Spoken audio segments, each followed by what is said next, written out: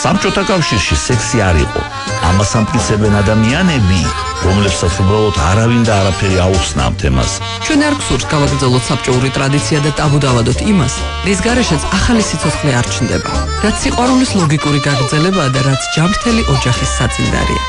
რადიო იმედის პირდაპირ ეთერში ყოველ სამშაბათს 22 საათსა და 15 წუთზე არაერთი გახმაურებული თოქ-შოუს ავტორი დაფნა და სექსოლოგის პროფესორი ზურაბ მარშანია პასუხს გასცემენ იმ ინტიმურ კითხვებს, რომელსაც ექიმის გარდა ვერავის გაუმშვათ. გადაცემა აკრძალული ხილი. საუბრები სექსზე და არა მხოლოდ. 16 წლამდე ასაკის მოზარდები ყოველი შემთხვევისათვის მოაცილეთ რადიო მიმღებებს.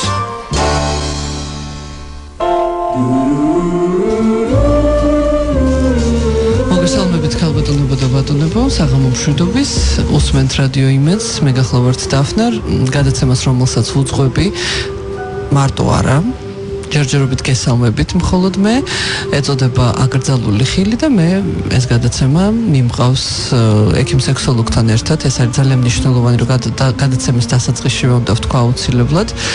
ბატონი ზურაბ მარშანია, ექიმი სექსოლოგი, პროფესორი, საქართველოს სამედიცინო სექსოლოგიის საზოგადოების პრეზიდენტი გახლავთ და ის არის ამ გადაცემის სტუმარი. დაუსვით მას შეკითხვები.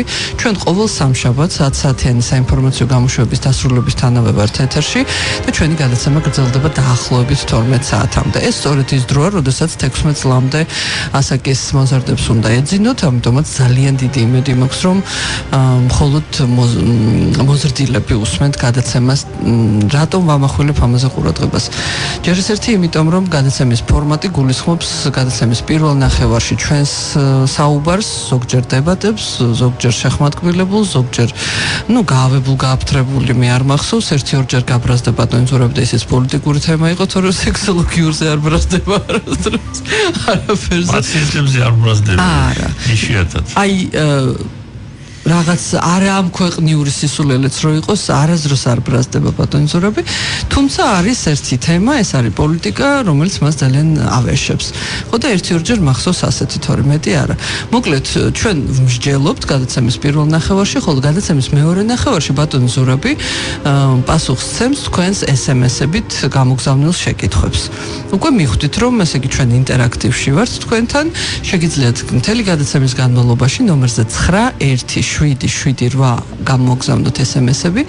ამ ნომერზე, ეს არის ერთიანი მობილური ნომერი, ამ ნომერზე იგზავნება ნებისმიერი მობილური ოპერატორიდან SMS-ი და ჩამოგეჭრებათ ანგარიშიდან სწორედ იმდენი, რამდენიც დააწესა თქვენმა მობილურმა ოპერატორმა. ასე რომ შეკითხვა შეიძლება იყოს არა ერთი, არამედ უამრავი.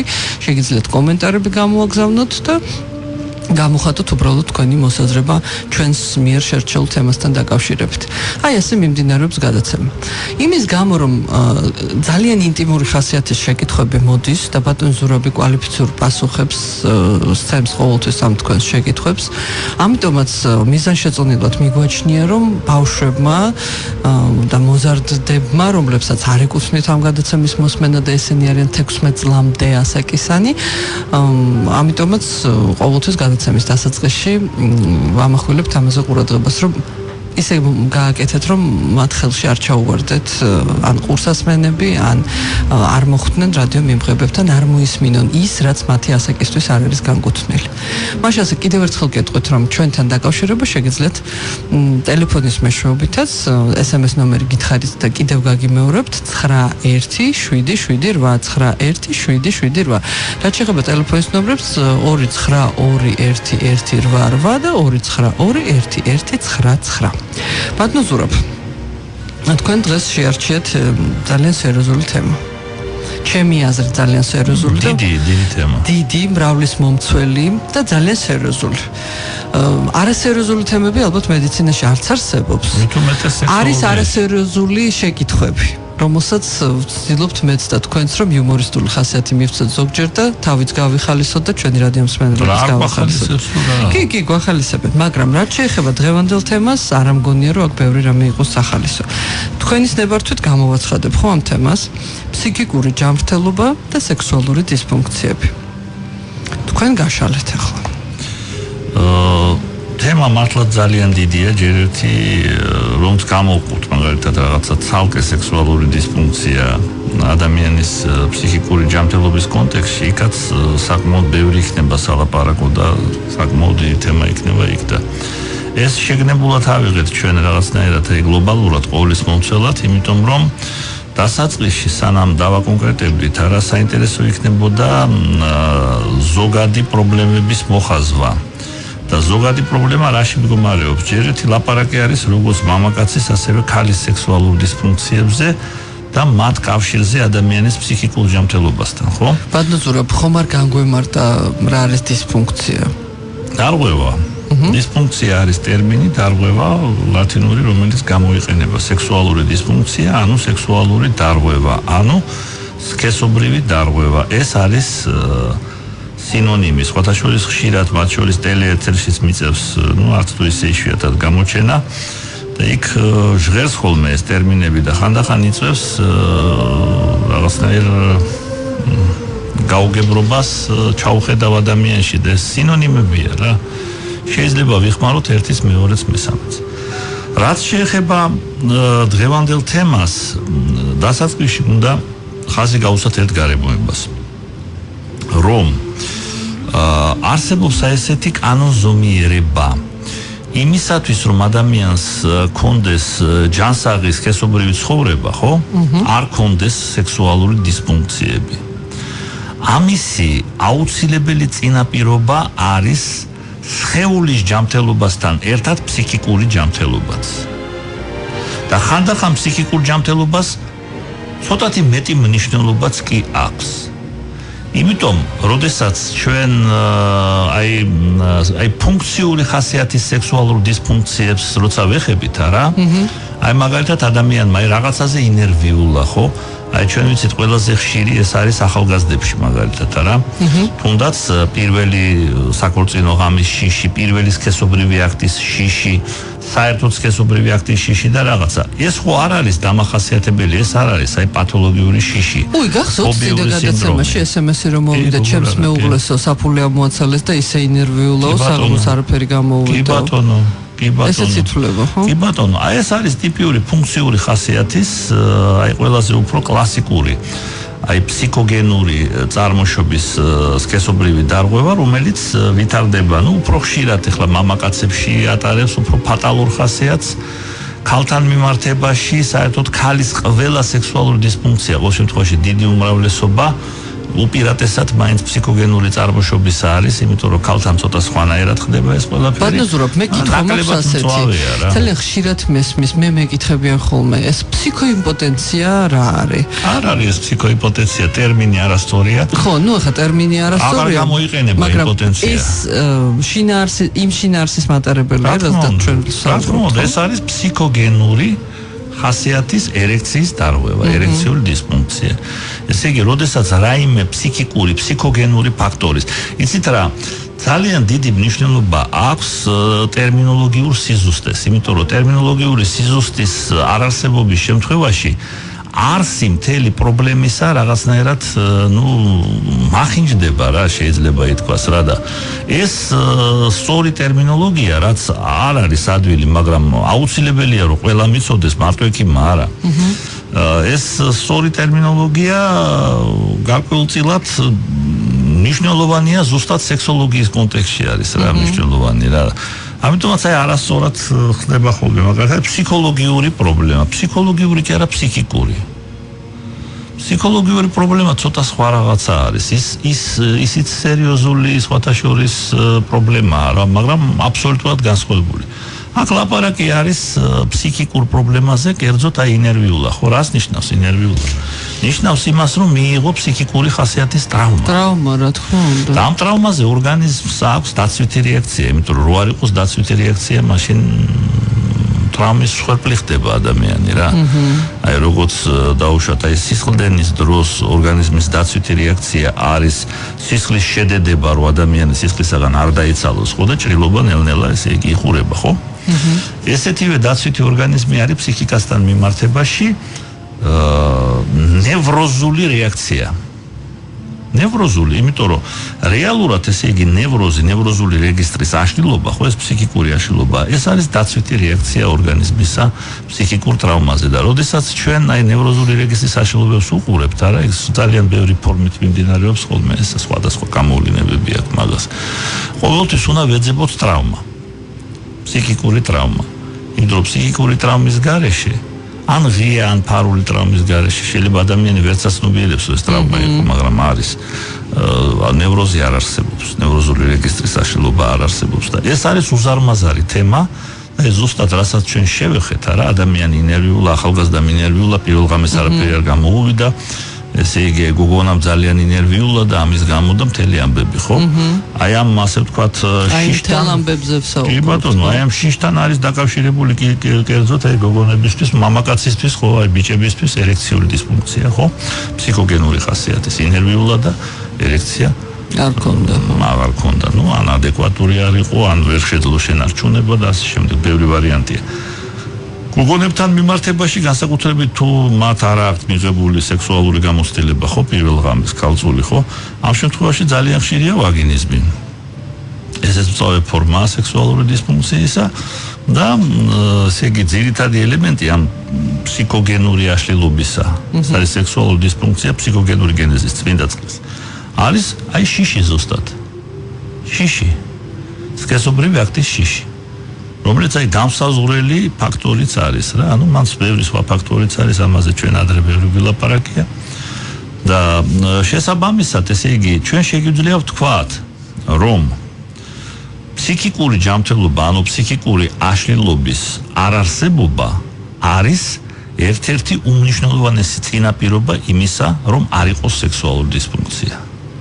იმიტომ რომ დიდი ალბათობით არა, ფსიქიკურ აშლილობას მოყვება ხოლმე სექსუალური დისფუნქცია, სქესობრივი ფუნქციის დარღვევა, როგორც მამაკაცებში, ასევე ქალებში. მაგალითები ხო მოვიყვანეთ რა. შეგედავებათ და გეტყვით, ნუ ეხლა ისეთი სტრესული გარემოა, ისეთ ტემპში ვცხოვრობთ, რა არ ხდება, აი თუნდაც ის საფული ამომაცალეს, ხო, ეს ქურდბაცაცობა, სულ გადაციცებული უნდა იყოს, სულ უნდა იყო მომართული იმაზე, ვინმე სადმე არ მოგატყუოს, იქ ბაზარში, იქ ტრანსპორტში, იქ იმაში, სამსახურში არ მოგხსნან, სტრესული გარემოა. როგორ შევინარჩუნოთ ეს ჩვენი ფსიქიკური ჯანმრთელობა? ფსიქიკური ჯანმრთელობის შენარჩუნება ზუსტად ხორციელდება ფსიქიკური მდგრადობის მეშვეობით. თვითონ თავისთავად სტრესი, რომელიც თქვენ ასენეთ, ეს, ნუ ეხლა ეს სელიეს თეორია, სტრესის თეორია და შედარებით ახალია სხვა შორის, გასული საუკუნის 60-იან წლებში დამუშავდა ეს თეორია. და ეს სტრესი არის დაცვითი რეაქცია, მაგრამ არ არის პათოლოგიური რეაქცია. სტრესი ყველა შემთხვევაში ნევროზის, ასე ვთქვათ, ნევროზი არ არის ყოველთვის სტრესის გაგრძელება, ხო? ესე იგი, მდგრადობა ადამიანის ფსიქიკისა, ხო? არის სხვადასხვა ტიპის ფსიქიკა ადამიანისა, მაგრამ აი პირობითად, ძალიან უხეშად ვამბობ, მე რომ ეს ჩვენი რადიოსმენელისთვის გასაგები იყოს, ხო? ახლა ფსიქიატრებმა ეს უკეთესად იციან, ფსიქოლოგებმაც იციან ძალიან კარგად. ნუ ორ ძირითად ტიპად შეიძლება გავუყოთ ჩვენ რა, ლაბილური და სტაბილური ფსიქიკის ადამიანები. ლაბილური ეს არის სუსტი, ანუ ძალიან გრძნობიარე ფსიქიკა. ჩვენ ხო ვიცით რომ ყველა ადამიანი ერთნაირად არ რეაგირებს დაუშვათ რაღაცა გამაღიზიანებელ ფაქტორზე, ხო, ფსიქიკურზე, იგივე სტრესზე, იგივე დაუშვათ აი ვიღაცის ხმამაღალ ლაპარაკზე, ან ნუ 1000 უხამსობაზე, ხო? ზოგი ადამიანი განსაკუთრებით კივნეულად განიცდის ამას, ხო? ზოგი არა. ეხლა საქმე რაშია, იცი? ეს მდგრადობა, რა თქმა უნდა, მეტწილად არის კონსტიტუციონალური, იმიტომ რომ ჩვენ ხო ვიცით არა ფსიქოტიპები, აი ძირითადად კლასიკური ტიპები რო ავიღოთ, არა, ესე იგი კოლერიკი, სანგვინიკი, მელანხოლიკი, ფლეგმატიკი, ხო? 4 ძირითადი ტიპი კლასიკური, ხო, ეს განსხვავებულია. მაგრამ ასეა თუ ისე ადამიანს მაინც შეუძლია თავისი ემოციების მართვაზე ზრუნვა. მდგრადობა რაღაცნაირად აი გარეშე ფაქტორებისადმი. ამიტომაც არის პოპულარული სხვათა შორის მთელ სოფლიოში და საქართველოში ცოტა სხვანაირად არის. საქართველოში ესე იგი ფსიქიატრთან არაფრით არ მიდის. ეშინია. ცუდი სიტყვა. ხო, რა, ფსიქიატრი ესე იგი, ნუ რაღაცა ეხლა სექსოლოგი ხო თლასაშინელება რა. უზრდელობა. როგორც ეშაპოძე ესე შემოდიან კაბინეტში ხოლმე ხშირად. თუმცა გადიან უკვე როგორც შეწყალებული, ასე ვთქვათ, მეფის მიერ თუ პრეზიდენტის მიერ შეწყალებული, ასე ვთქვათ, სიკვდილით დაჟისგან გადარჩენილი და ეხლა აი ფსიქოლოგთან მიდიან რა, ეს ძალიან კარგია, მე რომ მკითხო. ეს ძალიან კარგია, ესე იგი, ესეთი, ასე ვთქვათ, კონსულტაციები, ფსიქოლოგიური კონსულტაციები, იმისათვის, რომ ადამიანმა რაღაცნაირად ისწავლოს მდგრადობა, აი ამ მეტად არაკეთილს, ესე იგი, საიმედო ფსიქიკური გარემოსი რა, ფსიქიკური და ფსიქოლოგიური გარემოსი, თქო. იგივე ოჯახური პრობლემებისადმი გამკლავება, ხო? ეს იქნება ავადმყოფობა, ეს იქნება დაუშვათ რაღაც უთანხმოება, რომელიმე ოჯახის წევრთან მეუღლეა, შვილია, მშობელი და რა სხვა ნათესავი და ასე შემდეგ. ფინანსური პრობლემა, რომელიც ესეც საშინელ ყველაზე დიდ დარტყმას მაგიაყენებს. ზოგჯერ ახლა სუიციდამდე მიდის და მე საერთოდ ეჭვი მაქვს, რომ საქართველოში სუიციდების კარგი გვარიანი პროცენტი ახლა ეს, არ ვიცი, ვის შეუსწავლია.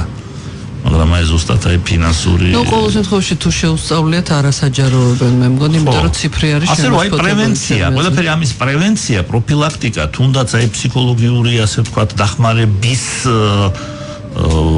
ფორმა განვითარებულია საქართველოს სხვა შორის დადიან ფსიქოლოგია დადიან როგორ არა დადიან ვისაც აქვს რა თქმა უნდა ამის საშუალება იცით რა მე მგონი კიდევ საშუალების გარდა შეგნება რა თქმა უნდა ცენზი უნდა აკონტროლებდეს ადამიანი განათლების ცენზი და პატივისცემა საკუთარი თავისადმი და საკუთარი ჯანმრთელობისადმი გადის უკვე და რომ მიხვდება მე უნდა მიხედოს ჩვენც გავალთ ცოტა ხნით საეთერო ზონიდან საეთეროდან გავალთ იმიტომ რომ წამოგვეწია სარეკლამო ჭრა ვბრუნდებით 2 წუთში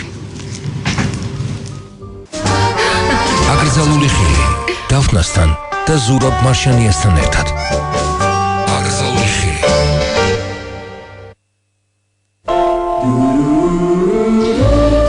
ვინც ახლა შემოგვიერთდა, კიდევ ერთხელ მოგესალმებით. უსმენთ გადაცემას სახელწოდებით აკრძალული ხილი, რომელიც რადიო იმედის პირდაპირ ეთერში გადის ყოველ სამშაბათს. საღამოს 10 საათიანი საინფორმაციო გამოშვების დასრულებიდან და თითქმის 12 საათამდე. დღეს ვსაუბრობთ თემაზე ფსიქიკური ჯანმრთელობა და სექსუალური დისფუნქციები. თუმცა ეს არ ნიშნავს იმას, რომ ყველა თქვენი შეკითხვა უნდა ეხებოდეს მხოლოდ ამ თემას და არაფერს მის გარდა. თქვენ შეგიძლიათ ნებისმიერი კითხვა დაუსვათ ექიმ სექსოლოგს ბატონ ზურაბ მარშანიას და გადაცემის მეორე ნახევარში რა თქმა უნდა კვალიფიციურ პასუხს მიიღებთ მისგან.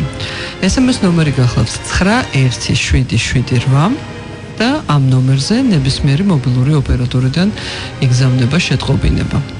91778 ყველა მობილური ოპერატორისთვის ერთიანი ნომერია. ჩამოგეჭრება ზუსტად იმდენი, რამდენიც დააწესა თქვენმა მობილურმა ოპერატორმა, ასე რომ შეგიძლიათ თავი არ შეიზღუდოთ და რამდენი კითხვაც გაქვთ, ზუსტად იმდენი SMS-ი გამოაგზავნოთ. ბატონ ზურაბ, ძალიან სერიოზული თემაა. ბევრ ამას უკვე შევეხეთ, მაგრამ კიდევ ჩვენ ესე იგი ჯერ ზოგადი ნაწილიდან ვერ გამოვედით, შეიძლება ითქვას, იმიტომ რომ მოხაზეთ ესე იგი ის მომენტები, რომელიც ძალიან მნიშვნელოვანია იმ პროცესებში, რომელიც მიდის ასეთ დროს. მაგრამ ამავე დროს მე არ შემიძლია არ ვთქვა ის, რომ დიდია ყოველთვის იმისი ალბათობა, როცა ადამიანი ფსიქიკურად არ არის ჯანმრთელი, ხო? და ეს არ ეხება მარტო დაუშვათ აი ფსიქიკურ ტრაუმებს, აი რეაქციებს, აი ნევროზების სახით, აი შედარებით ამას მცირე ფსიქიატრიასაც უძახიან ხოლმე რა, ესეთ აი ნევროზული რეგისტრის საშიშროებები ძალიან მრავალფეროვანია, მაგრამ ეს ცნობილი არის როგორც ტერმინი მცირე ფსიქიატრია შედარებით. მართალია ახლა ტერმინოლოგიურად ცოტა შეიცვალა ეს ყველაფერი, მაგრამ ასე უფრო გასაგები იქნება ჩვენი რადიო მსმენელისთვის, მაგრამ არის კიდე მეორე ძალიან მძიმე სფერო, რომელზედაც ცალკე უნდა ვილაპარაკოთ, საერთოდ თითოეულს ცალკე უნდა დაუთმოთ დრო აუცილებლად გარკვეული სხვა გადაცემებში. ეს არის ფსიქიკური აშლილობები, რომელიც ეგრეთ წოდებული დიდი ფსიქიატრიის კომპეტენციას შეადგენენ. პირობითი ეს დიდი და მცირე ორივე ფსიქიატრი მკურნალობს. და ეს რა თქმა უნდა არის ფსიქოზური რეგისტრის აშლილობები. ჩვენ ვიცით ყველაზე მნიშვნელოვანი მათ შორის ყველაზე მძიმე ხო შიზოფრენია. მანიაკალურ დეპრესიული ფსიქოზი, ну კიდე ცნობილი არის ესეთი ტერმინიც როგორც ბიპოლარული მოშლილობა, მონოპოლარული მოშლილობა, ობსესიურ კომპულსიური აშლილობა და კიდე მრავალი სხვა ძალიან ფართია ეს ჩამონათვალი სამწუხაროდ და ეს ნუნებს რო იგლიჯავენ ობსესიური ეს არის. არა, ობსესიურ კომპულსიური აშლილობა ეს მათ შორის ახლა მყავდა პაციენტი ტიპიური და სხვათა შორის ხშირი არის ძალიან მაგდროს, თითქმის ყველა შემთხვევაში არის სექსუალური დისფუნქცია, მაგრამ თავისთავად ფსიქოზური რეგისტრის ეს მოშლილობა ძალიან კარგად ექვემდებარება მკურნალობას, ძალიან. სხვათა შორის თვითონ სექსუალური დისფუნქციაც კარგად იმართება, თუმცა ეს გააჩნია სიმძიმეს, ძალიან მძიმე ფორმით იყო მოსული ხმაწვილი და რა თქმა უნდა გავაღზავნე ფსიქიატრთან, იმდენად მძიმე ფორმა იყო, რომ უკვე დამირეკა ჩემმა მეგობარმა პროფესორმა ფსიქიატრმა უკვე ასე ვთქვათ, ჰოსპიტალიზაცია იდგა დღის წესრიგში. ხან მოკლე რა თქმა უნდა. საკმაოდ წავე პერიოდია და დაემთხვა ზუსტად ქორწინებას, პირველ ღამეს, ფიასკოს პირველ ღამეს და ყველაფერი, მაგრამ ძალიან ესე იგი ობსესიის და ობსესია რა ისეთ აკვიატება. ხო, აკვიატებული ქონდა ხო თავის მდგომარეობა. თავის ფიასკოდან გამომდინარე. ბევრ რაღაცებ კი. ამ შემთხვევაში კი, მაგრამ საერთოდ რა საიკვიატებს არ იცი რა. ნებისმიერ რაღაცაზე შეიძლება მოხდეს ესეთი რაღაცა. და ამიტომაც ესეც ცალკე სფეროა, ძალიან მნიშვნელოვანი სფერო და ცხადია, რომ ეს არ შეიძლება რომ არ დარჩეს, ასე ვთქვათ, სქესობრივი სისტემის დაინტერესების გარეშე. სამწუხაროდ მოქმედებს ნეგატიურად. გარდა მაგის არ შეიძლება არ ვახსენოთ, უნდა სიმართლე მოითხოვს იმას, რომ თვითონ ფსიქოტროპული პრეპარატები, განსაკუთრებით ფსიქოზური რეგისტრის სამკურნალოდ ხო იცით არა, იმ მძიმე ფსიქოზური რეგისტრის დაავადებების კურნალობის დროს გამოიყენება ძალიან ძლიერი ფსიქოტროპული პრეპარატები, ესენი არიან არა მარტო არა მარტო ბევრ ფაქტორებზე მოქმედებს და შესაბამისად ესეც თავის ნეგატიურ გავლენას ახდენს. ჰორმონალურ, ასე ვთქვათ, ფონზეც სერიოზული დარტყმა არის ეს ყველაფერი. ამიტომაც ესე იგი ჩვენ დიდი ალბათობით შეგვიძლია ვთქვათ, რომ ფსიქიკური აშლილობა სერიოზული რისკ ფაქტორი არის სქესობრივი დარღვევისათვის. მაგრამ ეს არ ნიშნავს იმას, მე მინდა ხაზი გაუსვა და თუ გვისმენს ვიღაცა ადამიანია რა რადიოსმენი, რომელსაც რაღაც დიაგნოზი აქვს დადგენილი ან რაღაცა ხო. მიიღებს ამას როგორც განაჩენს.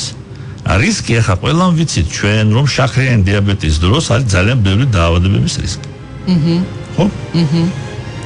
დაწყებული გულისკუნთის ინფარქტიდან და ინსულტიდან, ყველაზე ფატალური და საში დამთავრებული მილიონი სხვა. ყველამ ვიცით ეს. მაგრამ ეს ხო არ ნიშნავს, რომ ეს განაჩენია, არა?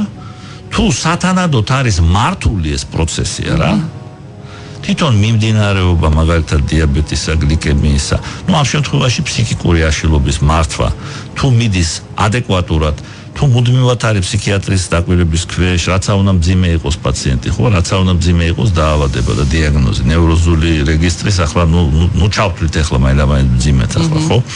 მაგრამ ახლა ფსიქოზური ხო არის, ახლა შიზოფრენია სერიოზული დიაგნოზია რა. მაგრამ რაც არ უნდა სერიოზული დიაგნოზი იყოს, თუ ჯეროვნად არის ეს კომპენსირებული და მე შემიძლია სრული პასუხისმგებლობით თქვა, რომ ფსიქიატრიული სკოლა საქართველოში ძლიერია საბედნიეროდ. დღემდე? ბევრ სხვა სპეციალობაზე ძნელია ასეთი რამის თქმა. დღემდე ხო? ხო ყველაფერი დაანგრიეს არა ფსიქიატრიულიდან დაწყებული. რამდენი კამოს ქუჩაზე დაანგრიეს. ასათიანზე დაანგრიეს. ეხლა გრძანში არის და შეგიძლიათ წარმოიდგინოთ ფსიქიატრიული სტაციონარი რესპუბლიკური მნიშვნელობის, ესე იგი, ეროვნული მნიშვნელობის, ეროვნული ცენტრია რა ფსიქიატრის გრძანში. გრძანში კი არა, მაპატიეთ, გრძანში ქალაქის ფსიქიატრიული ბოდიშს ვიხდი ყველა ჩემი კოლეგის ფსიქიატრის წინაშე. ღუდუშაურის ცენტრის წინ დიღომში. ღუდუშაურის ცენტრი აქეთ არის და იმის იქით რა. ჩემი მეუღლე რო იწვა უყურებდი. არ არის ის რა ქვია ღობე მან ხო ცოტა სხვანაირი პაციენტებიც არიან რა მე ჩემი ახალგაზრდობის როცა სტუდენტი ვიყავი და ფსიქიატრიას ვსწავლობდი ყველაზე ესე იგი სერიოზული ესეთი მოგონება ეპიზოდი არის რომ ყველა ფსიქიატრი ჩვენი მასწავლებელიც და სხვაებიც მომუშავე ხო დავდივით რა სათიანის ქუჩაზე მთელი გასაღებების აცმა დაქონდათ და ყველა ხო ყოფილხარ არა ნამყოფი კი ახლოს ცხოვრობდა მომწესებდა უნივერსალური გასაღები რო აქვს ეს არ ვიცი რა არის. ხო, მაგრამ ბოლოს უკვე ცოტა მოშვებულები იყვნენ. ერთ ამბავს მოუყვები ბატონზურაბ, ამერიკიდან ვარ ახალი ჩამოსული. ნუ ახლა მოგეხსენებათ ამერიკაში ყველას უღიმის, ხელოვნურია თუ არ არის ხელოვნური ძალიან სასიამოვნოა, ხო. მიდიხარ ქუჩაში, ჰაი, ვიღაცა გეუბნება good morning, რაღაცა სასიამოვნოა, რა თქმა უნდა და აი ამ შთაბეჭდილების ქვეშ ჩამოვდივარ თბილისში, ეს მოღუშული სიფათები და უცებ მოდის გოგო და მიიღიმის, ოღონდ რას მიიღიმის. და მეც ვაიმე ღმერთო ჩემო ვიფიქრე როგორც იქნა ვიღაცა ღვთისნიერი და მოვიდა და ცურთურმე იქიდან იყო ყარები ქონდა დღე გამოსული იყო იქიდან მომეფერე რა გამოეპარათ გეხვეწები მომეფერე იქაც გამოეპარათ ჩვენთან ასათიანის კუთხეში უკვე ამერიკიდან რომ ჩამოვედი და ძლივს ერთი მომღიმარი მე ამერიკიდან გამოეპარო იქ არა ერთი მომღიმარი სახე ვნახე და ისეც იყო გამოპარული ახლა ნამდვილად ბევრი მომღიმარის დანახვა შეიძლება, იმიტომ რომ იქ საერთოდ არ გადის არც დენი არც წყალი. არა, ყველაფერი გადის, მაგრამ ხომ უნდა იყოს რაღაც ინფრასტრუქტურა იქ, არა, რაღაც ეზო უნდა იყოს, რაღაც შემოღობილი უნდა იყოს, რაღაც ყველაფერი რომ ჩანდეს, მე კი არ ვამბობ ეს რეჟიმული ობიექტი უნდა იყოს, მაგრამ ახლა ცოტა უფრო მეტი უნდა იყოს ესეთი ხო იგივე დაკეტილი კარის არ იყოს. ნუ ძნელი სათქმელია ყველაფერი ეს, მაგრამ მოდი ჩვენ გადაუხვიეთ ცოტა, ფლათ არ გადაუხვიეთ, იქავართ მაინც, მაგრამ მაინც მოდი სექსუალური დისფუნქციებს დაუკავშირო და მე მინდა დავაწყნარო ყველა სრული პასუხისგებლობით და უთქვა რომ ძალიან ბევრი პაციენტი მყავს მე ფსიქოზური რეგისტრის აშლობებით რომელსაც აქვს პრობლემები და ეს პრობლემები მშვენივრად გვარდება ორივე სექსოლოგიურიც და ფსიქოლოგიურიც ორივე მაგრამ სექსოლოგიურს მე ვაგვარებ და ფსიქიატრიულს ფსიქიატრი და ზოგიერთი სხვა მომიჯნავე სპეციალობებს არ დავასახელებ ამ პროფესიის ხო ვარს არ დავასახე ამ პროფესიის კოლეგებთან მე პრობლემა არ მაქვს არც მათ აქვს ხა ჩემთან არავის არ აქვს პრობლემა მე ყოველთვის კოლეგიალური ვარ მაგრამ აი სხვა სექსოლოგებსაც არ აქვს ვიცი რა ფსიქიატრებთან მუშაობა ძალიან სასიამოვნოა და ადვილი რა თვალსაჩინო იცით ადვილი კომფორტული ადვილი არ არის მედიცინაში მუშაობა არსად არ არის ადვილი მაგრამ კომფორტული ამ ხალხთან კოლეგა როცა გვერდით გიდგას და შენ რო უდგეხარ მას გვერდით არა ეს პაციენტის ინტერესებიდან გამომდინარე არა ძალიან კარგი მოვლენა ამიტომაც ეს არ არის განაჩენი ყოველთვის არ ნიშნავს რომ უნდა იყოს რაღაცა მძიმე ფატალური სქესობრივი დარღვევა მაგრამ უნდა გვახსოვდეს რომ არის რისკი და როცა გვახსოვს არა და როდესაც არ გვცხვენია ფსიქიატრთან მისვლა სექსოლოგთან მისვლა მოგვარება საკითხისა სანამ შორს უწავა ხო იცით რომ ყველაფერი ძნელი მოსაგვარებელია ხო იცით რომ ძნელი სამართავია სანამ ადვილია სამართავი მოდი მაშინ მივხედოთ რა ამიტომ მოუწოდეთ მე ყველას ნუღებულობენ ფსიქიკური აშლილობის დიაგნოზს როგორც განაჩენს ნუ ეშინიათ და ნუ მიდიან ფსიქიატრთან როგორც ეშაფოთზე ხო არა მე ფსიქიატრთან კი არ ფსიქოლოგთან წავალ ბიჭო ფსიქოლოგი ექიმი არ არის რა ფსიქიატრთან უნდა მიხვიდე როცა უკვე სადაა ხო ფსიქოლოგთან სანამ გავითარდა არ მინდა ახლა მაგას ნუ ამბობ ჩვენ ესე იგი მანამდე უნდა ხო და ნუ კარგით რა ხო და აი ეს მინდა მაგას ხაზი გაუსვა და კიდე მეორე მომენტიც არის მე მგონი უახლოვდებით ჩვენი დღევანდელი გადაცემის ასე ვთქვათ პირველი ნაწილის ბოლოს ხო კი ცოტა დაგჭად რომ მაგრამ უახლოვდებით და ამიტომ მინდა რომ ისიც უთქმელი არ დამჩეს რაც სათქმელია ზოგადი ნაწილი პროპედევტიკას უძახიან მედიცინაში ზოგადი ნაწილი ძალიან მნიშვნელოვანი რო არ დამჩეს უთქმელი მე მინდა ვთქვა რომ რა თქმა უნდა ფსიქიკური აშლილობის არსებობა მნიშვნელოვანწილად რისკია და ფსიქიკური ჯანმრთელობა სერიოზული ასე ვთქვათ წინაპირობა იმისა რომ ადამიანის სქესობრივად ჯანმრთელი იყოს მაგრამ ეს არ ნიშნავს რომ თუ ფსიქიკურად ჯანმრთელია აუცილებლად სქესობრივად ჯანმრთელი იქნება იმიტომ რომ ეს კორელაცია მიზეზი სქესობრივი დარღვევებისა ხო შეიძლება იყოს არაფსიქიკური რა თქმა უნდა რამდენიც გინდა ორგანული დაავადებები ხო იგივე ენდოკრინული მოშლოვება, დიაბეტი ვახსენეთ, მეტაბოლური სინდრომი ვახსენეთ, ჰიპოგონადიზმი და მრავალი სხვა სიზარღვოვანი დარღვევები დაუშვათ, ვენური უკმარისობა, არტერიოგენული დაუშვათ პრობლემები და ასე შემდეგ. და ის ფსიქიკურად ძალიან ჯანმრთელია, მაგრამ რა არის იცით, აი ამ შემთხვევაში რითია ვერაგი სექსუალური დისფუნქცია და რითია რთული მათი მართვა და რატო ჭირდება მას სპეციალობა ცალკე, რომელიც საქართველოში ვერ გაიგეს. თავრობიდან დაწყებული ზოგიერთი ვაი ექიმებით დამთავრებული. რომელიც ჩვენ მთავრობას ახელებს, რატომ უნდა ჩვენ მთავრობას გახელება? საქმე რაშია, იცით? რთული არის იმიტომ, რომ სექსუალური დისფუნქცია თავისთავად უკვე ნიშნავს იმას, რომ სერიოზულად იზრდება რისკი იმისა, რომ ადამიანს განუვითარდება ფსიქიკური აშლილობა. ნუ რა არის სექსუალური დისფუნქცია? აი ნევროზის ამბავი ავიღოთ, ხო? ჩვენ ხო შევთანხმდით, რომ ნევროზი ეს არის რეაქცია, ასე ვთქვათ, ტრავმაზე. სექსუალური დისფუნქცია არ არის ტრავმა, თუნდაც ფიასკო. რა თქმა უნდა. მამაკაცის, ქალის რაღაცა პრობლემები და სერიოზული, ასე ვთქვათ, პრობლემები არის უკვე ფსიქიკაშიც. იქვრება მანკიერი წრე. და ამ მანკიერი წრე, სადაც არის სექსუალური დისფუნქციები, ესე იგი, ფაქტიურად აი რაღაცნაირი აი ბოქლომის როლს ასრულებს ფსიქიკა ამ შემთხვევაში, ფსიქიკური აშლილობა და ეს იკეტება მექანიკურად კეტავს. ხო და ჩვენ ხო ვიცით, რომ ყველა მანკიერი წრე უნდა გაწყდეს.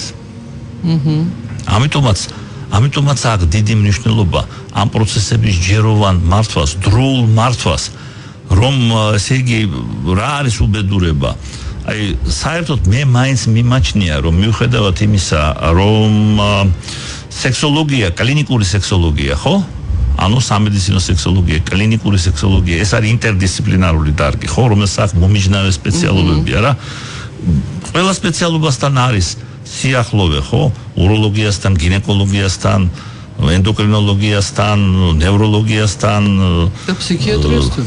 ველაზე ახლობა ფსიქიატრია რა, ესე იგი რაღაცნაირად. ბატონზურობ, არ შემიძლია ხაზი არ გავუსვა იმას, რომ თქვენ რო საუბრობდით, ორი ისეთი ტერმინი იხმარეთ, რომელიც იცის ჩვენმა საზოგადოებამ, რა თქმა უნდა და არ ჩამეთვალოს ახლა ჭკუის დარიგებაში და რაღაცა იმაში, ჭკუის კოლოფობაში, მაგრამ ძალიან ბევრს ეშლება. ნევროზი არის და არა ნერვოზი. ეს ერთი და ტრავმა და არა ტრაუმა. ტრავმა, კი.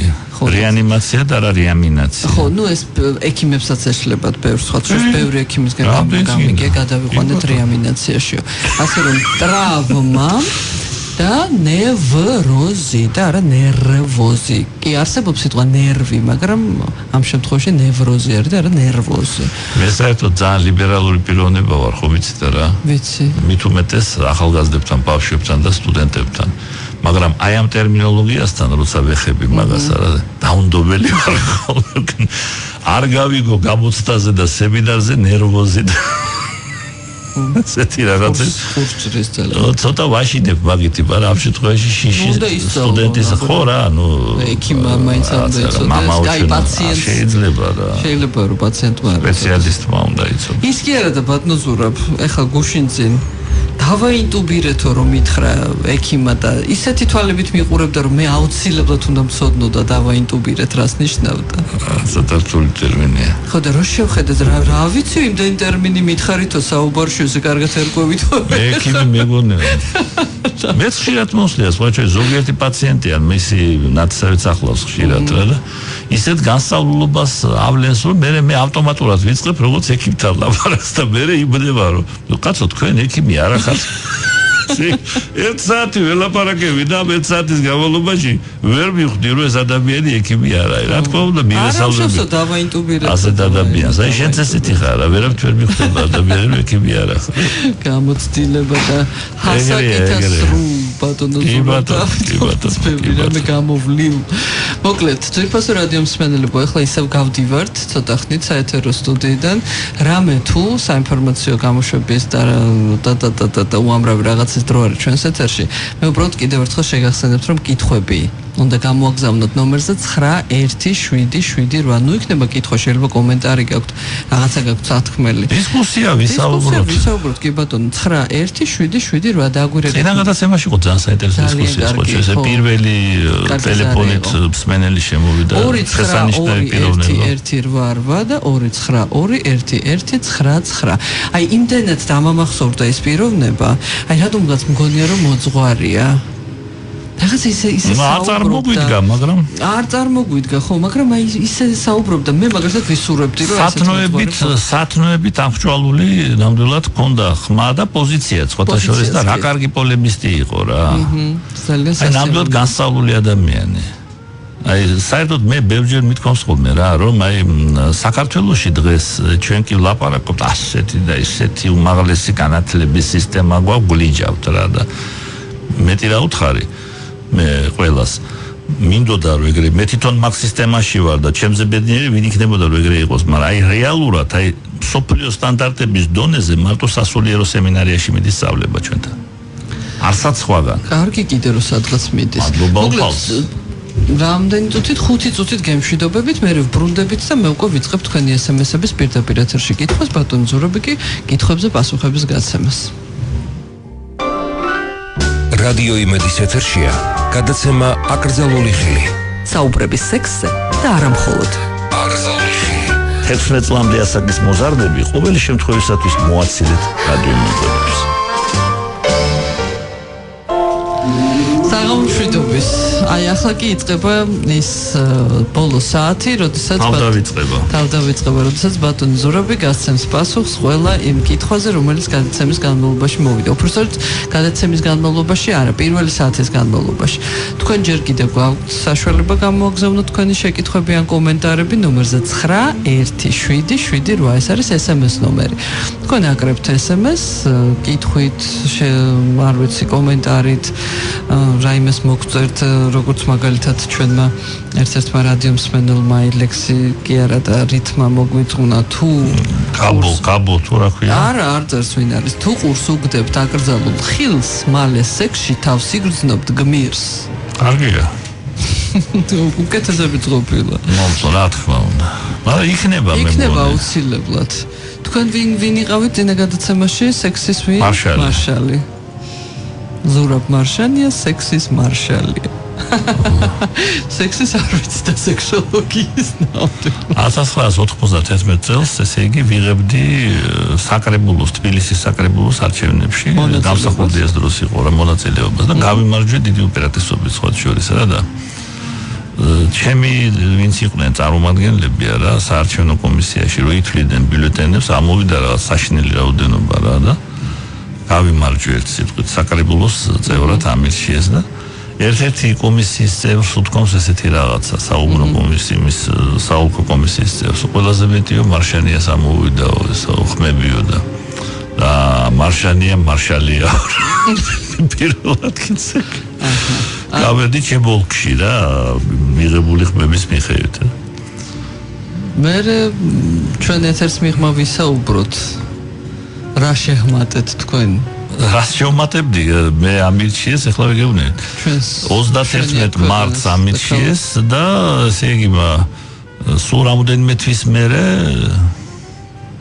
ჩვენმა გმირმა თანამემამულეებმა იმისი რა ქვია შეიარაღებული გზით დაამხეს კანონიერი ხელისუფლება და კეთილი გადავდივართ მოკლედ რადიო მსმენელების შეკითხვებზე და პირველი შეკითხვა ჟღერს ასე საღამო მშვიდობის ბატონ ზურაბთან მაქვს ასეთი კითხვა ეგრეთ წოდებული ბეშენსტვა მათგი მართლა დაავადება თუ ადამიანების მოგონილი ტერმინია არა ეს არის დაავადება ნამდვილად ეს არის სექსუალური დისფუნქცია სქესობრივი დარღვევა ოღონდ ახლა ეს სახელი ესე არ გამოიყენება აქ რა ამას ქვია ნუ ყველაზე ესეთი პოპულარული რომელიც იცის მოსახლეობამ ნიმფომანია ნიმფომანია ანუ მომატებული სქესობრივი ლტოლვა ეს არის მდგომარეობა როდესაც ქალი ვერ კმაყოფილდება სქესობრივი აქტით მიუხედავად იმისა რომ ორგაზმებს აღწევს ძალიან ადვილად და მრავალს ესე იგი მეტი და მეტი უნდა რა ეს სერიოზულ პრობლემებს ქმნის პირად ცხოვრებაში ხომ იმიტომ რომ ესეთი ქალი რაღაცნაირად უფრო მიდრეკილია ღალატისკენ და ასე შემდეგ თუ ის დაქორწინებული ან პარტნიორი ყავს და ეს სერიოზულ პრობლემას უქმნის მას როგორც იმ ანეკდოტში ექიმო გეხოწებით ნიმფომანია ჩამიწერეთ დიაგნოზი თორე მომკლავა ბოზო სახიო არა ეს პლატეზეც არ არის მაგრამ ნუ ეს დაავადებაა რა მოუმართიათ ჩემთვის რა ახლა რამდენად საფუძვლიანი კი როგორ რამდენად ხშირად არა, მაგრამ იყო რამდენიმე შემთხვევა, ახლა ერთი-ორი ნამდვილად პრინციპში იყო, მაგრამ იყო მგონია რომ ეს არის ესეთი მითოლოგიური არა რა თვალსაზრისით გეუბნებით ბევრისგან გამიგია და უკვე მითოლოგიაში გადადის ეს და აწერენ ბევრ ქალბატონს რომელიც სინამდვილეში ამით სულაც არ არის დაავადებული. რა თქმა უნდა არა. რა თქმა უნდა არა, რო გითხრათ ახლა ესე იგი ეს ხშირი ნამდვილად არ არის რა. თითქოს ხშირია, ამას პეშენს თუ არა. ხშირი ნამდვილად არ არის რა, იმიტომ რომ ახლა რა ვიცი ხა ეპიდემიოლოგიურად როგორ უნდა შეისწავლო ეს საქართველოს შეუძლებელია უბრალოდ რა. რომელი ქალი თუნდაც ანონიმური გამოკითხვის დროს აღიარებს რომ მას აქვს ნიმფომანია საქართველოში. ეგ არის გამორიცხული. ამიტომაც ესეთი სახის კვლევები, ეს სოციოლოგიური, ეპიდემიოლოგიური კვლევები საქართველოში ძნელი გასაკეთებელია. იმ თვალსაჩინით რომ გულწრფელი პასუხის მიღების ალბათობა საკმაოდ დაბალია. მაგრამ და ეს ითვლება ყველაზე რელევანტურად, ყველაზე სარწმუნოდ სოფლიოში, მაგრამ ახლა ისინი ხო ცოტა ვერაზროვნებენ, ადგილობრივი პირობებს ითვალისწინებენ. ამიტომაც უფრო რეალური სიმართლესთან ახლო არის ესე იგი კლინიკური მასალა რა, კლინიკების კლინიკური მასალა. ახლა მე მაქვს დიდი მასალა და ეხლა ქალებში ზუსტად რა და რო გითხრათ ახლა ბევრი ძალიან ცოტაა რა. კარგით, გადავიდეთ შემდეგ შეკითხვაზე. გამიგიო რომ ორალური სექსის დროს თუ ქალი სპერმას ხლაპავს, ეს მკვლევავიც არის და თან ქალს ალამაზებს, რამდენად მართალია? ზიგმუნდ ფროიდი ესე ფიქრობდა რა, მართალია იმის მერე მეცნიერება წინ წავიდა, მაგრამ ყოველ შემთხვევაში ოფიციალურად არის ციტატა კი, მე შემწიგში მაქვს მოყვანილი შემწიგში. ფროიდის დიდი ციტატა არის რა მაგაზე ზუსტად. და ეხლა ხდებაო ქალსო? კი. ალამაზებსო? ეხლა მთლად ალამაზებს არა, მაგრამ რაღაცნაირად კანზე წასმა გამიგია ძალიან. პოზიტიურ კარგად ჭიმავსო. პოზიტიურ მომენტს თვლიდა ზიგმუნდ ფროიდი მაგაში და ეხლა მე რა შემიძლია ვთქვა. ეხლა ლიტერატურას ცოტას არ ვიცნობ. და უარყოფა ამისი არ ყოფილა ეგეთი ლიტერატურა. თუმცა არც დადასტურება არ ყოფილა რა. ფროიდმა რაღაცა ციტატაში აღნიშნა ესა რა და ეხლა მაგალითად კვლევა რო ჩაეტარებინათ ესე იგი მამაკაცის სპერმის გავლენა ზემოქმედება ქალის ჯანმრთელობაზე ხო საინტერესო კვლევაა მე ცუც არაფერს ნახულობ ამაში მაგრამ ეგეთი კვლევა მე არ მინდია და არც გამიგონია თუ ვინმე მიცის მე სიამოვნებით გავეცნობი მას რამდენიმე ენაზე. შემეხმიანეთ, შემიძლია გავეცნო, ახლა ქართულად არ იქნება ვიცი, მაგრამ ახლა რუსულ ენაზე გავეცნობი, ინგლისურად გავეცნობი, ფრანგულად სიამოვნებად გავეცნობი. და საინტერესოა, დროს ორ სხვადასხვა ადამიანს დაახლოებით ერთნაირი კითხვა გაუჩნდა და ერთმანეთს მიყოლებით არის მოსული ეს ორი SMS-ი. მოგესალმებით, მაინტერესებს რამდენად მნიშვნელოვანია ქალის ორგანიზმისთვის სპერმა. 2 წელია მეუღლესთან მაქვს სექსი მხოლოდ პრეზერვატივით და ეს თუ იმოქმედებს ფსიქიკაზეო. იმას აინტერესებდა გარეგნობა და ამას აინტერესებს სპერმისა და ფსიქიკის კორელაცია. არ ამგონი რომ მან რაღაცა კორელაცია იყოს, მაგრამ თავისთავად რა თქმა უნდა ესე იგი დაუცველი სექსის დროს სპერმის შეღწევა ქალის ორგანიზმში ხო? ეს თავისთავად პოზიტიურ გავლენას რა თქმა უნდა ახდენს, ხო? სავალდებულო არ არის ეს დაკავშირებული იყოს მაინც და მაინც ორსულობასთან რა და მაგრამ ის რომ დაცული სექსი, ასე ვთქვათ, კონდომით, პრეზერვატივით დაცული სექსი რაღაცა ჯანმრთელობისთვის რისკის ფაქტორი იყოს იმის გამო რომ სპერმა უშუალოდ არ მოდის შეხებაში ქალის ორგანიზმთან, ეგრე არ არის რა. ბატონო ზურაბ, ნორმალურია ყოველდღე სექსი რომ გინდა? რა თქმა უნდა ნორმალურია თუ თქვენ გინდათ და თქვენ პარტნიორსაც თუ უნდა. თუ არის მაგალითად ესეთივე ძლიერი კონსტიტუციის როგორც თქვენ, მე მიმართავ რადიოს სმენელს. თუ ორივისთვის ყოველდღიური სექსი არის მისაღები და კარგი, თით ყოველთვის ესე არ არის. ერთ პარტნიორს უნდა და მეორეს არა. მაგრამ როცა ეს ჰარმონიზებულია, ძალიანაც კარგია, რატომაც არა.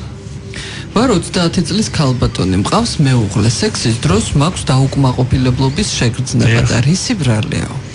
დაუკმაყოფილებლობის შეგრძნება ეს ცოტა იცით რა არის, ძალიან აბსტრაქტული, ამორფული ტერმინია რა. ვერ აღწევს ორგაზმს. ნუ დაუკმაყოფილება თუ ემოციურად ორგაზმს აღწევს, ესეც ხდება ხოლმე, ესე იგი ორგაზმს აღწევს, მაგრამ ამ ორგაზმის ხარისხით არის უკმაყოფილება. არის კიდე რომ ხარისხიც ორგაზმისაა, ორგაზმის ხარისხიც კარგია უიძახის, მაგრამ მაინც არ მოსწონს მას სექსი რა. ესე იგი პარტნიორი უნდა გამოიწვიოს. ნუ არსებობს გონივრული ეჭვი, რომ ეს დაკავშირებული არის რაღაც ასე ვთქვათ ემოციურ ფაქტორებთან, ნუ დისჰარმონიასთან ვთქვათ ესე რა. დისჰარმონია ყოველთვის არ ნიშნავს ანორგაზმიას. შეიძლება იყოს ორგაზმები, მაგრამ მაინც იყოს სექსი დისჰარმონიული. აი ეს ის შემთხვევაა რა დაახლოებით ესე მგონია მე. გარკვევა უნდა გენაცვალე, ახლა მე მიმართავ რადიოს მსმენელს. ამიტომ არსებობს ჩვენი პროფესია კლინიკური სექსოლოგია, რომ გაგიკვირდებათ და აი მიყოლებით არის აი რა ადამიანებმა დღეს მე მგონი პირი შეკრეს და ყველას ამაზეა კითხვები. ზოგადად თუ ვიცი რომ უორგაზმობა ქალში პირდაპირ ურტყამს ფსიქიკას, რა ქნას ასეთმა ქალმა. ამ საცოდავმაო. იმკურნალოს რა უნდა დამალოს უნდა, ხო? შერცხვეს უნდა სექსოლოგთან მისვლა, ხო? იმკურნალოს უნდა ანორგაზმის კურნალობა არის ხანგრძლივი. უნდა ნაბიჯ წავიდეთ პროგრესისკენ და მივაღწიოთ. ნახევარზე მეტ შემთხვევაში შესანიშნავი შედეგებია, ხა მეტი რა ახლა. კიდევ ერთი მსმენელი გვწერს ორგაზმის შემდეგ ცოტას ვისვენებო 20 წუთამდეო და ნორმალურიაო. მამაკაცია ხო? ეს არის რეფრაქტორული პერიოდი. 20 წუთი დაჟე ცოტა არის რა, იმიტომ რომ საერთოდ რეფრაქტორული პერიოდი გრძელდება 40 წუთიდან საათნახევარი, ნუ 2 საათამდე რა. რეფრაქტორული პერიოდი ეს არის პერიოდი, როდესაც მამაკაცი პირველი ორგაზმის მერე რაღაცნაირად არის რელაქსაციის მდგომარეობაში და პირობითად შეიძლება ჩავთვალოთ ესე აღიდგენს ძალებს იმისათვის რომ მოახერხოს მეორე ჯერზე სქესობრივი აქტის ჩატარება. ეს ნორმალურია, მაგრამ ეხლა საკითხი რაშია, იცით? ჩვენ ესე ვსვავთ სექსოლოგების საკითხს და ზოგჯერ პაციენტის გაკვირვებას იწვევს და რატო არ მესმის. ვსვავთ საკითხს ასე, თუ არის სექსი რეგულარული, ხო? ყავს პარტნიორია, ცოლი ყავს. თუ ეს სექსი ჰარმონიულია, რათ უნდა მეორე ჯერი გამოგებინე? რას ელოდება ამ რეფრაქტორულ პერიოდს? ერთხელ დღეში და ვსიო რა. გვეკითხება შემდეგი რადიო მსმენელი, სიბერეში როგორ ვლინდება ადამიანში მთელი ცხოვრების სექსუალური დისფუნქციებია? სიბერეში? ხო. ნუ რა ვიცი, ალბათ დაუკმაყოფილებლობის გზნობით რომ თუ მამაკაცია რომ რაღაცნაირად გაუშვა ხელიდან უფრო ბევრი სიამოვნების მიღება რა თქმა უნდა, შანსი რა უფრო ლამაზკალებთან, ნუ ასე მგონია. შესაძლებელია თუ არა რომ ხანგრძლივმა თავშეკავებამ რამე სახის ფსიქიკური აშლილობა გამოიწვიოს. წესით არ უნდა გამოიწვიოს ცელიბატში ცხოვრებამ, მაგრამ ეხლა ცელიბატში ცხოვრება ეს ნიშნავს, როდესაც ადამიანი ლაპარაკი არ არის მოხუცზე. ლაპარაკი არის ახალგაზრდა ადამიანზე, რომელსაც არ აქვს სექსის გარეშე ცხოვრობს. სექსის გარეშე ცხოვრება რისკ ფაქტორია. რისკ-ფაქტორია ერთ-ერთი. ეს არამც არ შეიძლება ჩვენ განვიხილოთ როგორც აბსოლუტურად უნებელი რა. უნებელი შეიძლება იყოს რაღაცა პერიოდის განმავლობაში რა, მაგრამ ახლა რაც უფრო ხანგრძლივდება ეს პერიოდი და წლები და მეტი რო არის, მე მყავს ბევრი პაციენტები, რომელსაც სერიოზული პრობლემები მერე გაუჩნდათ, მათ შორის ასე ვთქვათ ფსიქიკასთან დაკავშირებითაც. ბატონო ზურაბ, უნდა შეგაწყვეტინოთ, იმიტომ რომ სარეკლამო ჭრა გვაქვს და შევდაგვბრუნდებით. აკრძალული ხილი დაფნასთან და ზურაბ მარშანიასთან ერთად. აკრძალული ხილი. და ბოლო 5 წუთი ჩვენი გადაცემის ძალიან უნდა ვიჩქაროთ. სექსი რამდენჯერ არის ნორმალური 60 წლის მამაკაცისთვის კვირაშიო? გვეკითხება რადიო მსმენელი. რა თქმა უნდა პარტნიორზეც არის დამოკიდებული, მაგრამ რეალურად მაინც 60 წლის მამაკაც ძალიან გადატვირთვას არ ურჩევ, მიუხედავად იმისა, რომ შეიძლება ყავდეს ახალგაზრდა პარტნიორი, იმიტომ რომ რისკ ფაქტორებთან არ დაკავშირებული. მაინც კვირაშიო გვეკითხება. კვირაში ერთხელ სრულიად საკმარისია. ცოტა ნაკლებიც რო იყოს, ქვეყანა არ დაიქცევა. 10 დღეში ერთხელ. კვირაში ნახევარი. ახლა 10 დღეში ერთხელ ახალგაზრდისთვის ცოტაა და 60 წლის მამაკაცის ბავშვი რომ შვენიერი. კარგი და ჯამთელი გაჩნდეს, ასაკს ან ასაკობრივ განსხვავებას თუ აქვს რაიმე მნიშვნელობა? რა არის სექსუალური ჰარმონიის ქვაკუთხედიო გეკითხებიან? სექსუალური ჰარმონიის ქვაკუთხედი არის როგორც სქესობრივი ცხოვრების უშუალოდ სექსის ასე ვთქვათ დიაპაზონის სიფართე და ესე იგი მიღებული უნდა იყოს ორივე პარტნიორისთვის ეს დიაპაზონი და რა თქმა უნდა ემოციური და სულიერი სიახლოვე პარტნიორების. სამწუხაროდ მარტო სექსი არ კმარა ჰარმონიისთვის რა. არც მარტო ემოციური და სულიერი სიახლოვე. გამარჯობათ, ბატონო ზურაბ, მაინტერესებს ქალს ორგაზმისას რომ თეთრი სითხე გადმოსდის, ეს რა არისო? თეთრი სითხე არ უნდა გამოდიოდეს ქალს არც ორგაზმის დროს, არც ორგაზმის გარეშე. მე ურჩევ მას ჩვენ რადიოს მსმენელს მაინც საშოს ნაცხის ბაქტერიოსკოპია გაიკეთოს და პაპ ტესტიც. მენსტრუაცია მქონდა ორჯერ თვეში, რით შეიძლება იყოს გამოწვეული? საერთოდ ციკლი უნდა იყოს დაახლოებით 28 დღიანი რა, 27-28 დღიანი. ეს სავარაუდოდ მაინც რაღაცა ციკლის არის არევა, ჯობია მიმართოს ექიმ რეპროდუქტოლოგს, რაც შეიძლება, კვალიფიციურს რა. ასეთი კომენტარი არის ჩვენი რადიო მსმენელის, სექსი იყო საშუალება, რითაც ადამიანებს მართავდნენ და იმორჩილებდნენ. ჩემი აზრით, სწორედ ამიტომ იყო და არის ეს თემა ტაბუირებული. ეს არის ადამიანთა კონტროლის მექანიზმი. სექსუალურად შებორკილი ადამიანი არ არის თავისუფალი. იგი მონაა ოჯახის, ხალხისა და სისტემის. სამწუხაროდ ძალიან ბევრ მომენტებში ძალიან ახლოა სიმართლესთან. ვეთანხმებით, ხო? კი, ბევრ მომენტებს ვეთანხმები რა. შეიძლება სრულად არა, მაგრამ ძირითადში კი. რა საინტერესო შეკითხვა ნახეთ. ვარ C ჰეპატიტის პროგრამაზე და საგრძნობლად იკლო პოტენციამო. ეს ხომ არ ნიშნავს იმას, რომ ჯამრთელ ღვიძლს პოტენციის და რაოდ ჯამრთელი ღვიძლი პოტენციის დაქვეითებასთან არის კავშირშიო. თუ ასეა, ვწყვეთ მკურნალობას, რა თმინდა ღვიძლი, იმან თუ არ იმუშავა. არა, გენაცვალე რა, ღვიძლი გინდა, იმიტომ რომ ღვიძლის გარეშე ადამიანი ვერ იცოცხლებს, დავიწყოთ მაგითი, მაგრამ მეორეც ერთი ჯამრთელი ღვიძლი სულაც არ არის წინააღმდეგობაში, ასე ვთქვათ, კარგ სქესობრივ მდგომარეობასთან. მაგრამ სამწუხაროდ, აი განსაკუთრებით პეგილირებული ტესტოსტერონით ინტერფერონით როცა ხდება ხოლმე მკურნალობა, ხშირია გართულებები.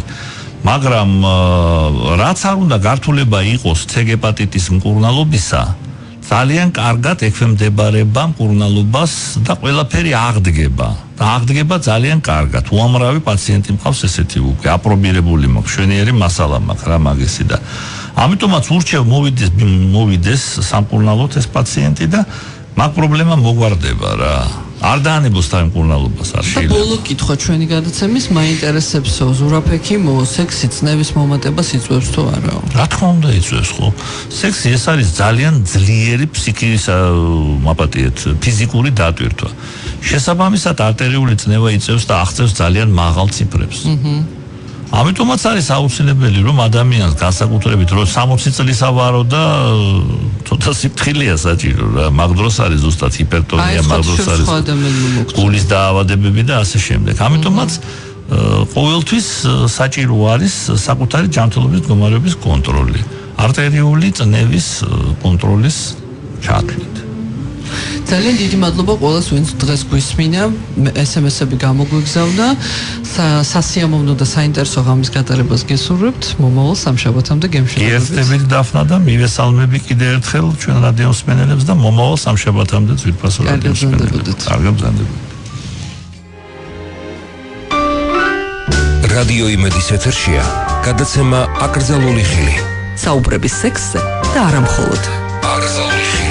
16 წლამდე ასაკის მოზარდები ყოველი შემთხვევისათვის მოაცილეთ რადიო მოწვევებს.